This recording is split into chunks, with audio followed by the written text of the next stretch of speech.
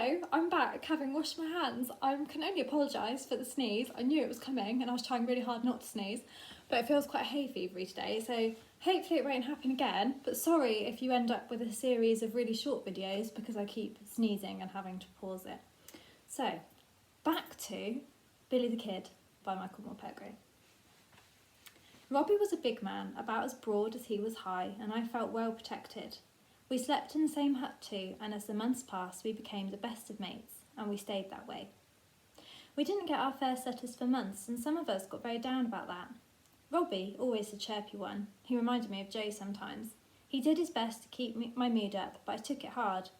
It was the wire all around us closing me in, the lousy food they gave us, the cold in the winter, just endless days that dragged on with no news and no hope of any news.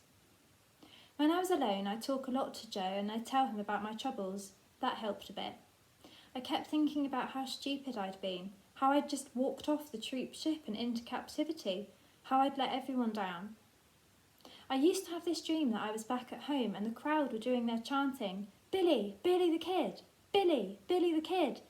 And I'd score a goal and Joe would come running onto the pitch from the shed end and clap me on the back, and I could see in his face that he was so proud of me. Then I'd wake and I'd know that I was in the hut. I knew it by the smell of it, wet clothes, wood smoke and unwashed men. I'd lie there in the dark of the hut and I'd think of home, of Joe, of football. Once the letters came, I felt better for a while. Lots of them came at once, but we never really knew why. But it was good just to hear that Mum and Ozzy and Emmy were all right, that they were still there, and that I wasn't alone in the world.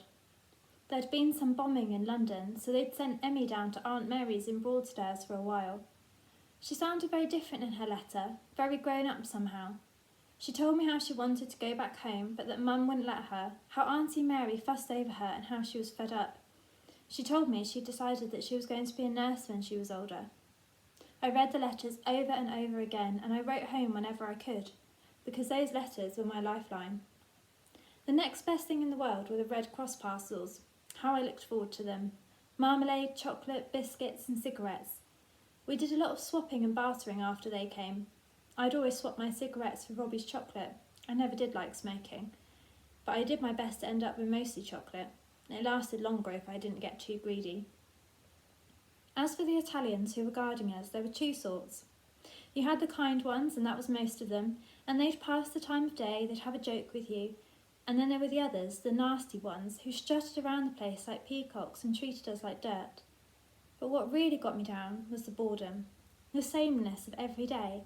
I had so much time to think, and it was thinking that always dragged me down, and then I wouldn't feel like doing anything. I wouldn't even kick a football about. It was partly to cheer me up, I think, that Robbie came up with the idea of an FA Cup competition.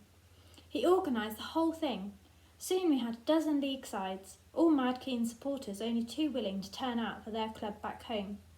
Of course, I trained the Chelsea team and played centre forward. Robbie was at left back, solid as a rock. For weeks on end, the camp was a buzz of excitement. Everyone trained like crazy. Suddenly, we all had something to do, something to work for. What some of us might have been lacking in skill and fitness, we definitely made up for in enthusiasm. The Italians laughed at us a bit to start with, but as we all got better, they began to take a real interest in it. In the end, they even volunteered to provide the referees. I was a marked man, of course, but I was used to that. I got up to all my old tricks, and the crowd loved it. Robbie was thunderous in his tackling. Chelsea got through to the final against Newcastle. So in April 1943, under Italian sunshine and behind the barbed wire, we had our very own FA Cup final. The whole camp was there to watch, over 2,000 men and hundreds of Italians too. It was quite a match. They were all over us to start with and had me marked so close I could hardly move. Paolo, one of the Italian guards we all liked, turned out to be a lousy ref, or maybe he was a secret Newcastle supporter, but every decision he made went against us. And at half-time, we were a goal down. Luckily, they ran out of steam in the second half and I squeezed in a couple of cheeky goals. Half the crowd went wild when I scored the winner, and when it was all over, someone started singing "Abide with Me." We fairly belted it out, and when we finished, we all clapped and cheered, and to be fair, the Italians did too. They were all right, most of them. The next day came the big surprise. Paolo came up to me as I was sitting outside the hut writing a letter. Before the war, I see England play against Italia in Roma, he said. Why we not play Italia against England here, in this camp? So there we were, a couple of weeks later on the camp football field, facing each other, the best of us against the best of them.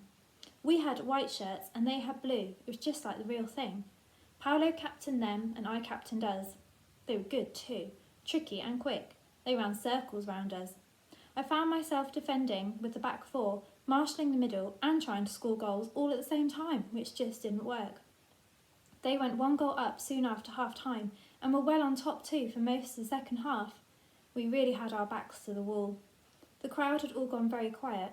We were bunched up when the ball landed at my feet. I was exhausted.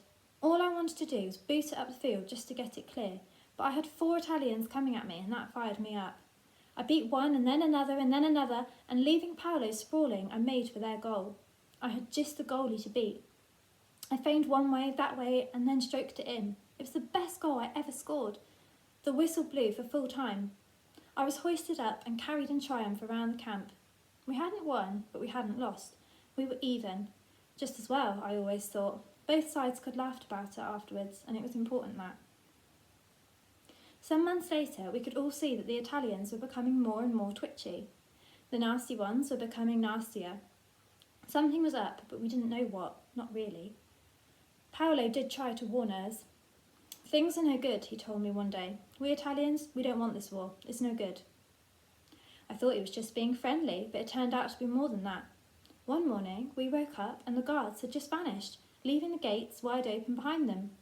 Some of us thought it was a trap, but then an Italian farmer came up to the camp gates in his horse and cart and told us that Italy was out of the war. We're friends now, he said. Go quick. Soon the Germans will come. Go quick. So, 2,000 of us just ran for it into the countryside of northern Italy. None of us had any idea where to go, not to start with. We just wanted to get out whilst we had the chance. Robbie and I made for the mountains. We thought we'd be safer up there. We had a week of wonderful, almost carefree freedom. The country people were kind to us wherever we went and they fed us. We couldn't make ourselves understood, nor could we understand much of what they said, but we got by well enough. One old bloke gave us a map of Italy and seemed to be saying we'd be better off going south because the Americans and the British had landed in the south and that the Germans would be coming down from the north any day. He was right about that. The very next day we saw a German column winding its way down the valley. We were already cut off from the south. It was Robbie's idea to head for France and thinking that maybe we could link up with the French resistance and find our way home back through neutral Spain. So we began our long trek west, through the hills of Italy, walking by night and resting by day. Now as I sit here I see that the swallows are back. I saw my first one only the other day, dipping down into the puddle in the vegetable garden. He's building in the woodshed just like he did last year. I suppose it's the same one. Swallows always come back to the place they were born. That's what they say. Come to think of it, that's what I did too, in a kind of roundabout way. There were swallows overhead that day too. There were hundreds of them skimming the river. We'd been on the run for a couple of months by now, maybe more, and we were tired, and we were hungry and thirsty too. We'd been hiding up in the woods all day and had just come down to the river for a drink, when this old woman came along the riverbank carrying a basket of washing. She took very little notice of us at first, but when she'd finished her washing, she beckoned us over. She never said a word, but she led us up a track through the woods and out onto the open hillside beyond. The farmhouse looked more like a hut from the outside, but on the inside it was spotless. She sat us down and she fed us. Soup, hot soup. It was lovely, the best soup I'd ever had. Nothing was said except our thank yous. That very same evening we heard the jangle of cowbells outside and a girl's voice calling. Then she came in. She looked surprised but not frightened. She looked at us and then at her mother, and as the two of them spoke her eyes never left us, and I couldn't stop looking at her either. She was the most beautiful girl I'd ever set eyes on. Lucia. I've only got to think of her name and her face comes back, a face that I'll never forget, not as long as I live. In all the time we knew each other we scarcely said a word, but she'd smile and I'd smile. We held hands. That's all. I remember that she had rough hands, rougher than I thought they'd be, and she laughed at my sticking up hair. They looked after us for weeks until we were strong again and we felt rested and ready to go on. We'd sleep in the house at night and we'd go into the woods by day just in case the Germans came. Then one evening they did come. We heard them from the woods. They were shouting. Robbie and I crouched down at the edge of the wood, and we saw it all. One of the soldiers was waving my battle dress jacket in their faces and screaming at them and slapping them. They stood side by side and said nothing, arms linked, Lucia hiding her head in her mother's shoulder. The soldiers shot them up against the barn wall, and the sound of it echoed around the mountains. It was my jacket that did it. It was my jacket that had killed them. We reached France in the end, but it was more by luck than by judgment. We hadn't a clue where we were going, not really. We kept to the wild country, the high country, sleeping rough, always going west, living off the land, begging what food we could, stealing it sometimes if we had to, but we were always hungry. The people we met were kind and brave too. 9 times out of 10 they'd give us something to eat, and we now know what terrible risks they were taking in doing so. And all this time, Robbie looked out for me as best he could. He never let me take chances. It was always him who'd go knocking on the doors to ask for food, whilst I waited out of sight until he was quite sure it was safe.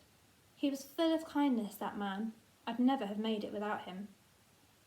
One night, lying there under the stars, we were asking each other what we were most looking forward to.